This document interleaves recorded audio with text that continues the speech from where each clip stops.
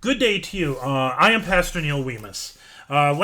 This past weekend, I was at the Iowa District West Junior High Youth Gathering in West Des Moines. And as part of the youth gathering, one of the things I did is I did a sectional. I led a sectional. It was simply called Ask the Pastor. And so middle schoolers were given the opportunity to ask whatever question they have about their faith. Well, here's the thing: is I had a half hour per session, which I got quite a few questions answered in that time, but it is nowhere near enough time to answer all of them. So So what I did is, because all the kids, the way they answered a question is they wrote their names, wrote the question down on a note, something like this, or a sticky note, and it was handed to me. And I kept all of those questions. In the total number of questions, I typed it down into a spreadsheet, so so I could look at them and I could actually make use of it. So here you can see the full thing. These are all of the questions. 190. Oops, you can't see it all the way to the bottom. There you go. 190 questions were asked of me. All right? And I'm trying to I feel bad that I didn't answer. Some of these questions are really complex. Some of these questions are really good. And I'm like, how do I answer these? How can I get answered? And so I decided what I'm going to do is I'm going to start making use of my YouTube channel here at Pastor Neil. I thought about TikTok, but TikTok limits you to 3 minutes. And I feel like some of these questions I'm going to need more than 3 minutes. So I'm going to do, right off the bat, I'm going to do 2 videos. And to kind of get the ball rolling on this, and I'm going to try to share it with through the district, and hopefully they could pass it on to the various youth leaders so they could see that what I've uploaded. So I'm going to first kind of start with the question, the topic that I open up every question Q&A session, and that is the subject of Halloween. Can Christians celebrate Halloween? That's the question. So, a few years ago, I came across an article. A few years ago, I came across this article. It's on the website steadfastlutherans.org. And one of the writers began this series of articles. And they're all about, it's called Redeeming Holy Days or Holidays from Pagan Lies. And one of the articles he focused on was Halloween. And here, I'm going to show this up on the screen so you can see what I'm talking about. And so he has, for example, here, Halloween, a short story. So Pastor Joseph Abrahamson. And you can see this list of explanations in the history. It's pretty in-depth. But basically, it comes down to this central understanding that Halloween's a Christian holiday, not pagan. So Halloween, you actually hear the first part of Halloween is hallowed, or hallow, and we say these words in the Lord's Prayer. Hallowed be thy name. Some reason we associate the word hallow with spooky, creepy. Woo! Well, no, we're not saying spooky is your name. We're saying holy is your name, or sanctified, set apart is your name. So Halloween, literally, an "een" is just short for evening. So it's hallowed evening, the evening of All Saints' Day. And the reason is because in the church calendar, the day starts at 6 p.m. and ends at 6 p.m. So in other words, Halloween refers to 6 p.m. until really 6 a.m. of All Saints' Day. It is All Saints' Eve. And All Saints' Day is a day that is set aside to remember people who have been martyred for the faith. In other words, they died because they were a Christian. and it's specifically for the unknown martyrs, the ones that, because we throughout the years, the church year, we have days for Peter, Paul, James, John, Timothy, Titus, all these different people. You have days dedicated for them, but there are not enough days in the year to remember everyone that's ever died for the faith.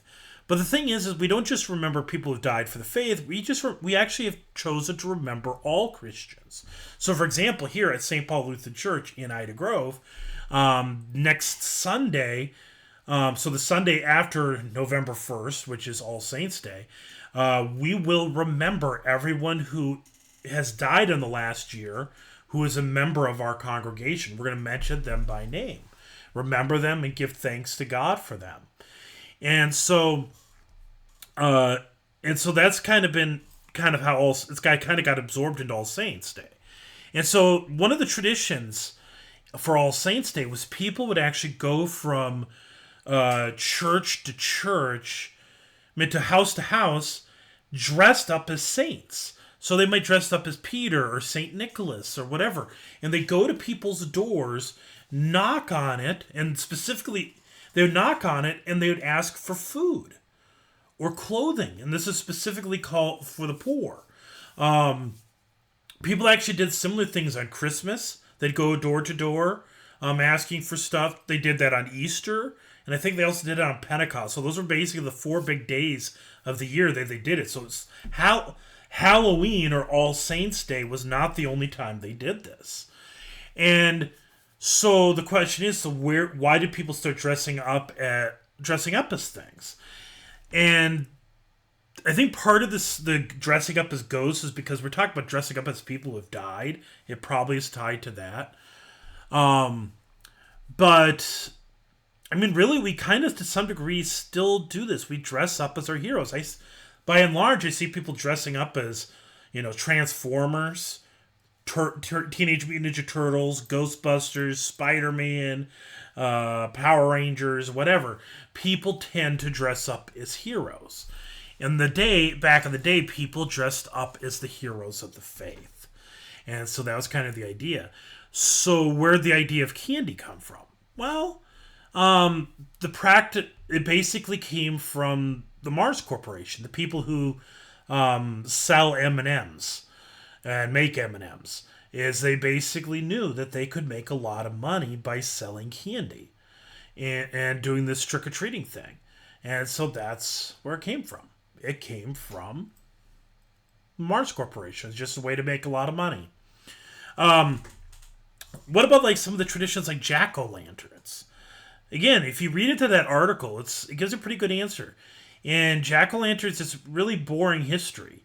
And they're in a lot of the towns throughout Europe. They light the streets of town, just like we do. We have lamps, right?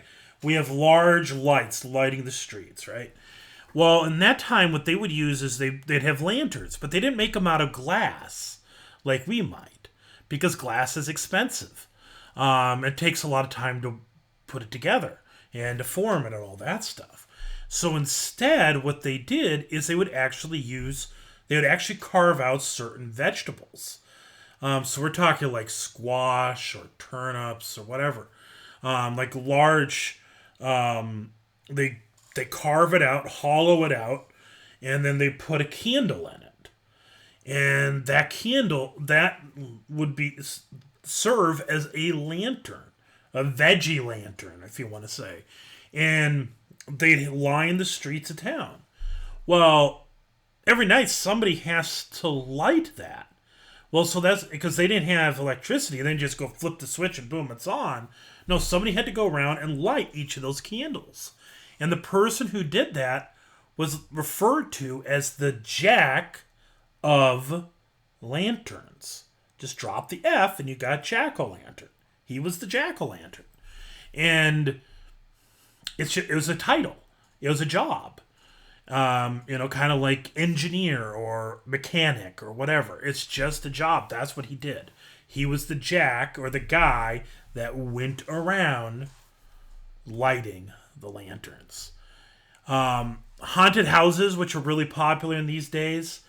I think from what I researched, they basically came popular out of Cincinnati in the 1970s, I think it was. So they're actually pretty recent in history. A lot of these ideas at All Saints Day in these pagan holidays line up. They really don't. If you actually look into the research of it, it doesn't work calendar wise. It doesn't work historically. And so yeah, All Saints Day. And so how did it get scary? Why is it scary? And again, you're talking about people who died. Sometimes when you talk about that, there's ways that people could twist it and turn it scary. But it's not meant to be scary. It's meant to be hopeful. It's meant to help us deal with death, deal with the reality that we lose people that we love, and remember that they're not dead forever. So there you go. There's my answer. There's a little bit on Halloween. So next one, I will actually start answering some of these questions. It's going to take me a long time to get through all these. So have a great night.